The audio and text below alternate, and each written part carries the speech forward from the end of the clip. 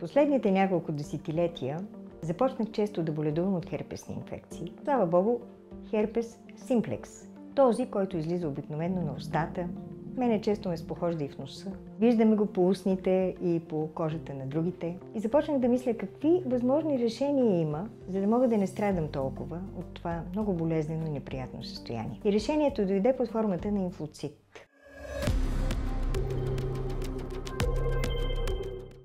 Като холистичен лекар се запознах с профила на действие на това хомеопатично лекарство, което често се свързва с други вирусни инфекции, но много бих искала да ви обърна внимание на изключително ефективния, мощен, комплексен ефект на инфлуцит при херпес лабиалис на устата, моя в носа, и имам огромен клиничен опит с онзи херпес, който, за съжаление, излиза по хода на нервите и го наричаме зостер. Когато се появи в последните години, откак инфлуцит е в България, това са повече от 10 години, първото, към което посягам, е точно него и го слагам веднага като кашичка на мястото, където се появява вируса.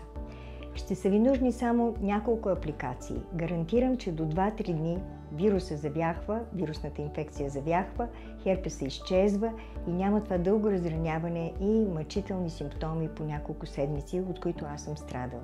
И мога да направя много ясна разлика между това как преди боледувах от херпес и как в присъствието на това уникално хомеопатично лекарство инфлуцит.